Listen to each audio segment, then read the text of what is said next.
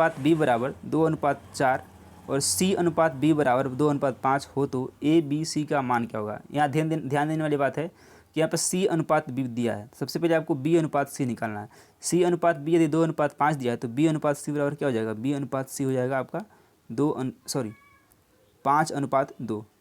अब आप आसानी से ए बी सी का मान निकाल सकते हैं। अब ए अनुपात बी बराबर दिया 2:4 तो क्या क्या करेंगे, ए अनुपात बी इधर लिखेंगे बी अनुपात सी। आपको कोई फार्मूला नहीं लगाना है, आपको आसानी से इसको आप निकाल सकते हैं। इसी तरह से आपको लिखना है ए बी का अनुपात कितना है 2:4 है और बी सी का कितना है 5:2 है, ऐसे आप लिख लीजिए। अब ऐसे लाइन खींचेंगे और जहाँ पे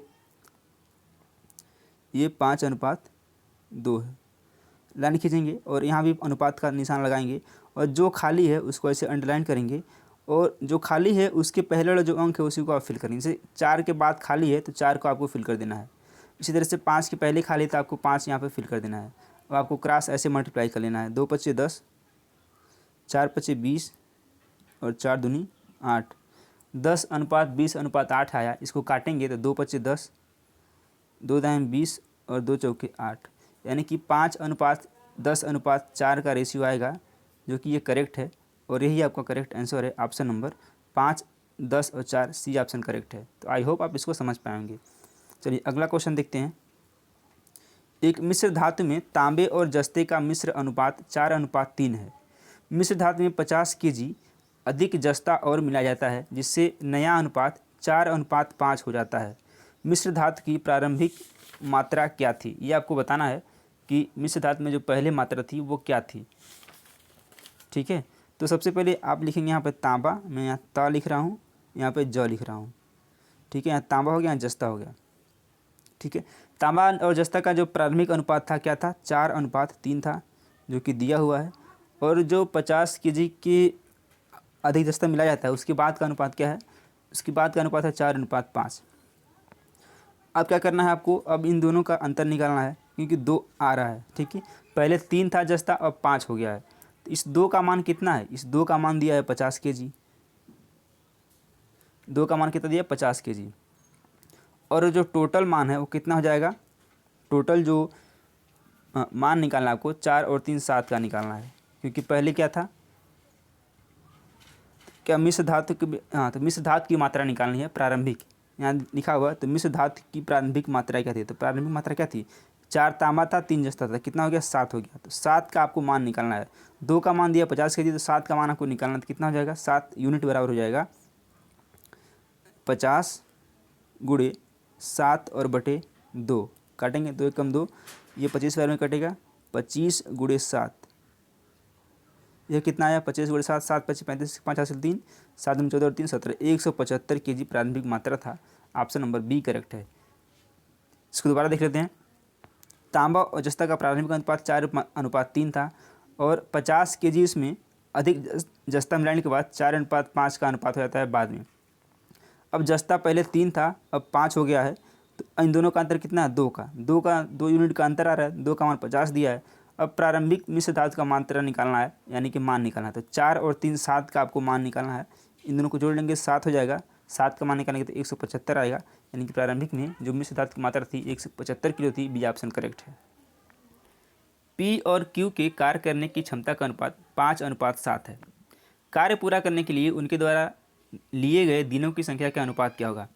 इस तरह के क्वेश्चन बेसिकली एसएससी में पूछे जाते हैं और रेलवे में भी। तो यदि आप सुपर टेट की तैयारी कर रहे हैं और किसी भी एग्जाम की तैयारी कर रहे हैं तो आपका स्वागत है और आप इस तरह के क्वेश्चन को बना सकते हैं आसानी से। पी और क्यू के कार्य करने की जो क्षमता का अनुपात है वो 5:7 दिया गया। आपको पता है कि जो क्षमता होता है वो टाइम का अपोजिट होता है। यदि क्षमता कम है तो टाइम ज़्यादा लगेगा, यदि टाइम कम ले रहा है तो क्षमता उसकी अधिक होगी। इसी पे आपको इसमें कुछ सॉल्व नहीं करना है, आपको इस तरह से इसको लगाना है। देखिए ये क्षमता हो गया और क्षमता का जो अनुपात कितना दिया है, 5:7 दिया है। तो ये 5:7 इसकी क्षमता है, तो टाइम क्या लेगा, इसी की जस्ट अपोजिट लेगा।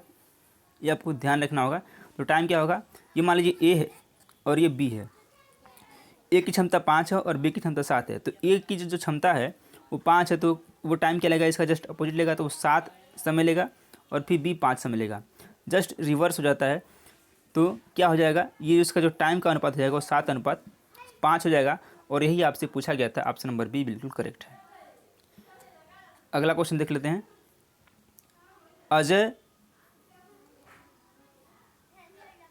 अजय जो है 12 दिन में एक पेंटिंग बना सकता है। अमित अजय से 70% अधिक कार्यकुशल है। इसी पेंटिंग को बनाने में अमित को कितने दिन लगेंगे? देखिए, हमेशा आप 100 मानिए, 100% कोई कुशल है तो क्या करेगा, किसी और से 70% अधिक कुशल है वो, ठीक है। तो 70% अधिक कुशल है तो कितना समय ले लेगा? यदि अजय जो है 100 दिन में काम करता है तो अमित अजय से 70% अधिक कुशल है, तो ये मान लीजिए अमित हो गया और ये हो गया अजय। मैंने इसको एजे लिख दिया। अमित जो है 70% कार्यकुशल है अजय से, ठीक है। तो ये 70% अधिक है तो 170 हो जाएगा। 70 उसका है ही, इसका मान लीजिए 100 है। इसको दोबारा समझते हैं। ये अजय है, इसकी क्षमता 100 है, और जो अमित है उसकी क्षमता अजय से 70% अधिक है, तो ये कितना हो जाएगा? 170 ये हो जाएगा, ठीक है। ये अजय का 100 है तो अमित का 170 हो जाएगा। ये क्या है? इसकी क्षमता है, इफिशियंसी इसकी ई बना दीजिए। अब जो डेज लेंगे, सब दिन लेंगे, वो इस तरह से लेंगे, तो ये 0 से 0 काट दीजिए, 70:10 आ गया। तो आपको पता है, अभी मैंने पिछले क्वेश्चन में बताया है कि जो दिन का अनुपात होता है और क्षमता का अनुपात होता है, जस्ट अपोजिट होता है। यदि क्षमता ज़्यादा है तो दिन कम लेगा, ये इसमें लागू होगा। इसकी क्षमता क्या 17 है तो ये दिन 10 लेगा, इसकी क्षमता 10 है तो ये दिन 17 लेगा, ठीक है। अब देखिए, इसे 17 का मान दिया है 12 अजय, ठीक है। अजय 12 दिन में करता है तो इस 12 यूनिट का मान कितना दिया है? इसे 17 यूनिट किसको मान लीजिए, 17 यूनिट का मान दिया 12, ठीक है। 17 यूनिट का मान दे दिया 12। हमको निकालना किसका है? हमको 10 यूनिट का मान निकालना है, यानी कि अमित का निकालना है। 17 का मान 12 है तो 10 का मान कितना हो जाएगा? तो 10 बराबर हो जाएगा, यहाँ लिखता हूँ मैं, तो 10 बराबर क्या हो जाएगा? 12 गुणे 10 और बटे 17। ये 12 में 120 बटे 17, 120 बटे 17 आ जाएगा। ऑप्शन नंबर, सॉरी यहाँ पे 17 होगा, 7 लिखा गया। ऑप्शन नंबर बी बिल्कुल करेक्ट हो जाएगा। एक खरगोश 6 जंप पूरा कूदता है, तब तक कुत्ता 4 जंप लगाता है। खरगोश एक कूद में 5 मीटर की दूरी तय करता है, लेकिन कुत्ता एक कूद में 8 मीटर की दूरी तय करता है। एक खरगोश है और एक कुत्ता है। खरगोश जो है 6 जंप लगाता है, मैंने 6 बार ऐसे कूदता है, और कुत्ता जो है 4 बार कूदता है। खरगोश क्या करता है कि 5 मीटर की दूरी तय करता है, लेकिन कुत्ता तब तक 8 मीटर दूरी तय कर लेता है। यानी कि खरगोश यदि 6 बार कूदेगा तो वह 5 मीटर दूरी तय करेगा, लेकिन कुत्ता जब 4 ही बार कूदता है तो वह 8 मीटर की दूरी तय कर लेता है। खरगोश और कुत्ते के बीच प्रारंभिक अंतर, यानी कि खरगोश और कुत्ते के बीच में जो 24 मीटर का अंतर है, कितने का है? 24 मीटर का अंतर है। तो कितनी कूद में खरगोश को कुत्ता, ये कुत्ता जो मान लीजिए यहाँ खरगोश पे है, यहाँ खरगोश है और ये कुत्ता डाग, कितनी कूद में इस खरगोश को पकड़ लेगा, इसी को आपको देखना है। तो आइए इसको लगाते हैं, कैसे इसको सॉल्व करेंगे। ये इधर रैबिट है, इधर डॉग है, ठीक है। खरगोश क्या करता है? 6 जंप कूदता है, यानी कि 6 बार फुदकता है, तब तक कुत्ता 4 बार कूद लेता है। यानी कि यदि खरगोश 6 बार कूदेगा, उतनी देर में कुत्ता 4 बार कूदेगा। अब खरगोश क्या करता है कि 5 मीटर की दूरी तय करता है, 5 मीटर, केवल 5 मीटर, लेकिन कुत्ता इतनी देर, इतनी ही कूद में 8 मीटर की दूरी तय कर लेता है। इसमें क्या करना है आपको? कुछ नहीं करना है, ऐसे मल्टीप्लाई कर लेना है। 6 × 5 = 30 मीटर और 4 बटे 32 मीटर। अब दोनों के बीच का अंतर कितने का आ रहा है? अंतर आ रहा है 2 मीटर का अंतर आ रहा है। अब यह 2 मीटर का अंतर, क्योंकि कुत्ता पकड़ेगा खरगोश को, तो 2 मीटर का अंतर कितने के बराबर है? 4 कूद के बराबर है, ठीक है। ये 2 मीटर का जो अंतर है यह 4 कूद के बराबर है। तो 24 मीटर में 24 मीटर दौड़ने के लिए या फिर 24 मीटर कूदने के लिए कुत्ते को कितना जंप लगाना होगा, ये हमसे पूछा गया है, तो इसी को हमको निकालना है। 24 मीटर बराबर क्या हो जाएगा? हो जाएगा 24 × 4 और बटे 2। सो काटेंगे, 2 × 1 = 2, 2 दूनी 4, 24 दूनी कितना होता है? 48। यानी कि 48 जंप यदि लगाएगा कुत्ता तो खरगोश को पकड़ लेगा। बी ऑप्शन बिल्कुल करेक्ट है। चलिए अगले क्वेश्चन पे चलते हैं, और ये भी क्वेश्चन इंपॉर्टेंट है। दो वस्तुओं का विक्रय मूल्य बराबर है, यानी कि कोई दो वस्तु हैं उनका जो विक्रय मूल्य है बराबर है, एक वस्तु को 40% के लाभ पर तथा दूसरी वस्तु को 40% की हानि पर बेचा जाए तो बताइए उसे कुल कितना प्रतिशत लाभ या हानि होगा। एक वस्तु है 40% के लाभ पर, दो वस्तु हैं, एक को 40% के लाभ पर बेचा जाता है और दूसरे वस्तु को 40% की हानि पर बेचा जाता है, तो उसे कुल कितना प्रतिशत लाभ या हानि होगा। इस कंडीशन में क्या होता है, जब भी आपको सेम प्रतिशत दिया रहे, सेम परसेंट दिया रहे, एक का लाभ हो दूसरे का हानि हो, तो इस कंडीशन में क्या होता है कि इस कंडीशन में पूरी तरह से हानि होती है।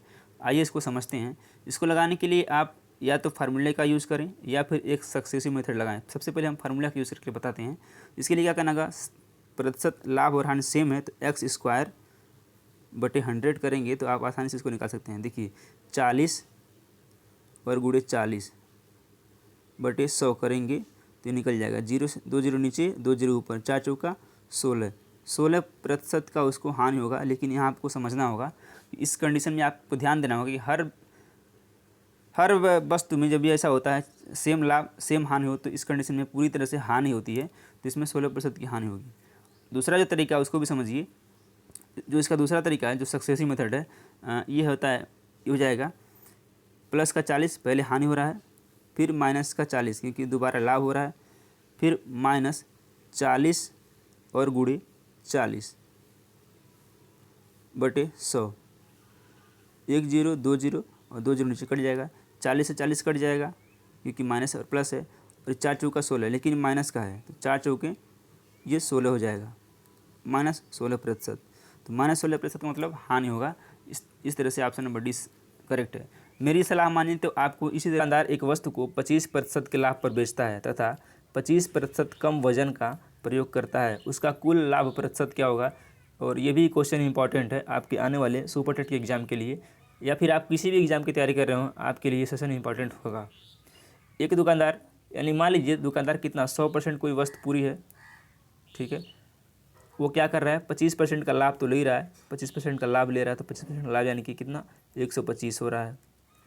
लेकिन वो क्या कर रहा है, चोरी कर रहा है, वो 25% कम सामान तोल रहा है, यानी कि वो 75% ही सामान दे रहा है, ठीक है। 100 में उसने 25 का लाभ ले रहा है, लेकिन क्या कर रहा है वो 25 की चोरी कर रहा है, तो इसलिए वो हमको सामान कितना दे रहा है 75 ही सामान दे रहा है, यानी कि 75 रुपये का सामान, या फिर बोले 75 यूनिट हमको सामान दे रहा है। इस कंडीशन में उसको लाभ कितना हो रहा है, तो 125 - 75 यानी कि 50 का उसको डायरेक्टली लाभ हो रहा है, 50 यूनिट का या फिर 50 का उसको डायरेक्टली लाभ हो रहा है। तो इसी को हमको कन्वर्ट करना है किसमें, परसेंटेज में। तो 50 गुणे 100 बटे क्रय मूल्य कितना है वो 75 ही दे रहा है तो 75 कर देंगे। अब इसको काटेंगे तो 50 से डायरेक्ट 25 से काट देते हैं, 25 दूनी 50 होता है और 25 तिया होता है 75, कितना आ गया 100 दूनी 200, 200/3 आ गया। इसको जब काटेंगे तो आ जाएगा 66 सही 1/3%, ठीक है। तो ये किस ऑप्शन में दिया है, ऑप्शन नंबर बी में दिया है 200/3%। ये उसका डायरेक्टली शुद्ध लाभ हो रहा है। एक बार फिर से समझिए, कोई सामान 100 रुपये की है, सॉरी 100% है, अपने आप में कोई भी सामान या कोई वस्तु 100% होती है, वो उस वस्तु पर 25% का लाभ ले रहा है, लेकिन क्या कर रहा है वो चोरी कर रहा है, 25% कम वस्तु हमको दे रहा है, यानी कि 75 में दे रहा है, 75 में वो खरीद रहा है और 125 में बेच रहा है, तो उसको लाभ कितने का हो रहा है, डायरेक्ट ले रहा है उसको 50 का लाभ हो रहा है। तो 50 का लाभ डायरेक्ट हो रहा है, तो 50 को हम लोग को कन्वर्ट करना है इसमें प्रतिशत लाभ या प्रतिशत हानि। तो 50 गुणे 100 बटे क्रय मूल्य कितना 75 ही तो हो रहा है, क्योंकि वो 75 ही ओरिजिनल तो वो 75 ही हमको दे रहा है, तो 75 इसको जो है जब काटेंगे तो आएगा 200/3, यानी कि 66 सही 1/3% का उसको क्या हो रहा है लाभ हो रहा है। ऑप्शन नंबर बी करेक्ट हो जाएगा। चलिए लास्ट क्वेश्चन देखते हैं, और ये भी क्वेश्चन इंपॉर्टेंट है। एक परीक्षा में 54% उम्मीदवार विज्ञान में पास हुए और 42% विद्यार्थी गणित में फेल हुए। यदि दोनों विषयों में 32% उम्मीदवार फेल रहे हो तो दोनों विषयों में पास कितने हुए। इस तरह के प्रश्नों में दो तरह से आप बना सकते हैं, या तो आप सीधे सिर्फ पास का निकाल लें या फिर फेल का निकाल लें। हम इसमें निकालेंगे फेल कितने हो रहे हैं, उसके बाद ऑटोमेटिक ही पास का रेशियो आ जाएगा। तो बात करते हैं साइंस यानी कि विज्ञान में कितने फेल हुए हैं, 54% विज्ञान में फेल हुए हैं। एक परीक्षा में 54% उम्मीदवार विज्ञान में पास हुए, 54% पास हुए, तो फेल कितने होंगे? फेल होंगे 46%। यानी कि 54% पास हुए हैं, तो 100 में से 54 निकालेंगे तो आएगा 46। 46 कितने हुए? 46 हो गए फेल। हम फेल का निकाल रहे हैं, यहाँ एफ लिख दिया मैंने। 44% फेल हुए और 42% विद्यार्थी किस में फेल हुए हैं? गणित में फेल हुए हैं। यानी कि मैथ में कितना हो रहा है? 42% फेल हो रहे हैं। इन दोनों को जोड़ लेंगे, 6 2 8 और 4 4 8, इसने तो दोनों में फेल हो गए। अब एक और स्टेप है कि यदि दोनों विषयों में 32% फेल रहे हैं, दोनों विषय में कितने? 32% फेल हो रहे हैं, तो यानी कि मैथ और प्लस साइंस में कितने फेल हैं? 32% मैथ और साइंस में फेल हैं। तो ऑलरेडी ये दोनों में फेल अलग अलग हैं और दोनों में फेल कितने हैं? 32% है। तो 88 में से 32 घटा लेंगे तो आएगा 6 और 5, यानी कि 56% किस में फेल है? दोनों में फेल हैं, 56% फेल है। यानी कि गणित और विज्ञान में मिला करके कितने फेल हो गए? 56% फेल हो गए। तो अब पास पूछ रहा है ना कि कितने प्रतिशत पास हुए, पास का निकालना है। तो 100% में से आप 56% माइनस कर लीजिए, तो 10 में से 4 जाएगा 6, 9 में से 5 जाएगा 4, 44% क्या हुए? दोनों में पास हुए। तो इस तरह से ऑप्शन नंबर बी करेक्ट हो जाएगा। एक बार इसको और समझते हैं। यदि एक परीक्षा में 54% उम्मीदवार विज्ञान में फेल हुए, तो इस तरह के क्वेश्चन को बनाने के लिए आपको क्या करना होगा? 54% पास हुए हैं तो आपको फेल निकाल लेना है, जिससे कि आपको आसानी हो कैलकुलेशन करने में। तो 54% पास हुए तो फेल कितने हुए? जब आप 100 में से 54 निकालेंगे तो आएगा 46% फेल हुए विज्ञान में। और अगला दिया है कि 42% गणित में फेल हो रहे हैं, तो 42% गणित में फेल कर दिए। इन दोनों को जोड़ लेंगे तो आएगा 6 2 8, 88%। ठीक है। अब एक स्टेप और दिया है कि फिर से दोनों में जो फेल हुए हैं मिक्स करके वो हुए हैं 32%। तो ये हमारा 88% पहले आया था, इसमें से 32% को माइनस कर लेना है, तो ये आ जाएगा 56% फेल हुए हैं गणित और मैथ में। अब बात कर रहे हैं तो फेल कितने हुए हैं? तो 100 में से 56% जब फेल हो गए तो पास कितने हुए? 44%। इस तरह से ऑप्शन नंबर बी करेक्ट है। तो चलिए, हम उम्मीद करते हैं आपको ये सेशन पसंद आया होगा, और यदि आप सुपर टेट की तैयारी कर रहे हैं तो कंटिन्यू आप तैयारी करते रहें। भर्ती 250 का मतलब होता है गुणा। 250 का कितना परसेंट? मान लेते हैं हमने पी परसेंट 700 है, तो परसेंट बराबर ये 700 आ जाएगा। ठीक है।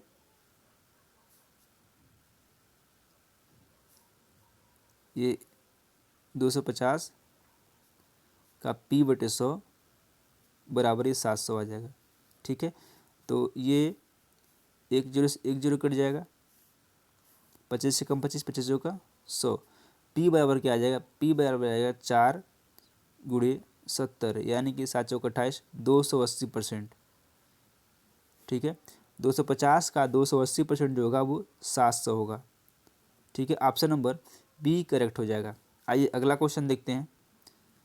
ये काफ़ी इंपॉर्टेंट क्वेश्चन है और यह यूपीएससी 2017 में पूछा गया क्वेश्चन है, इसलिए मैंने एग्जाम में मेंशन कर दिया है कि किस एग्जाम में पूछा गया है।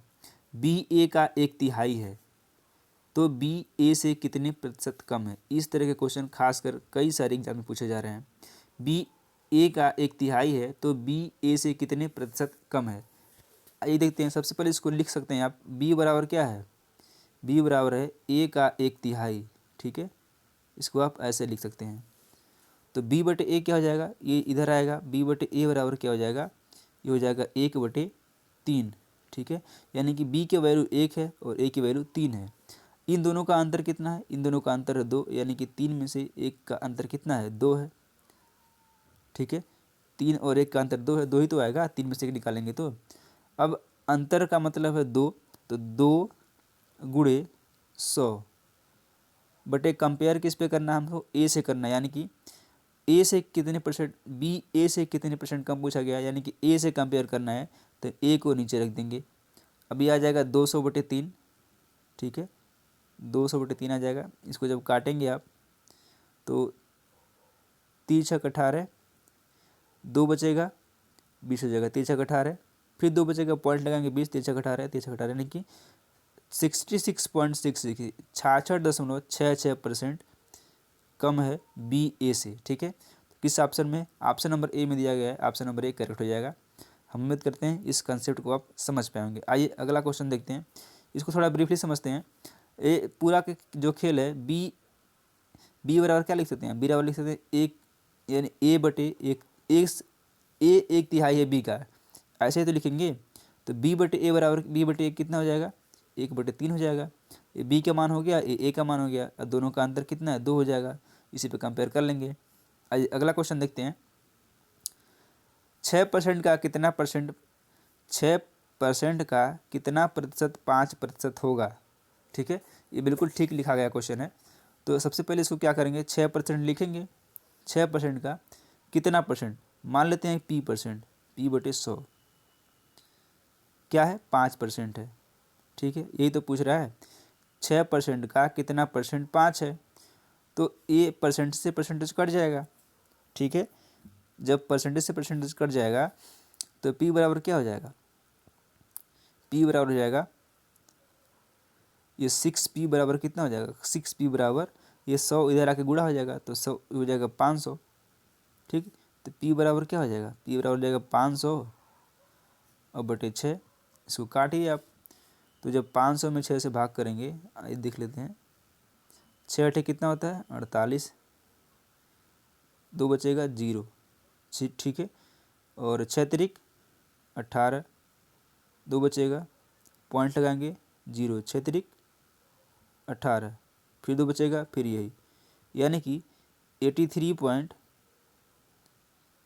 83.33% क्या है, वह है 6% का कितना परसेंट, 5, यानी 6% का 83.33% क्या होगा, 5 होगा। ऑप्शन नंबर ए करेक्ट हो जाएगा।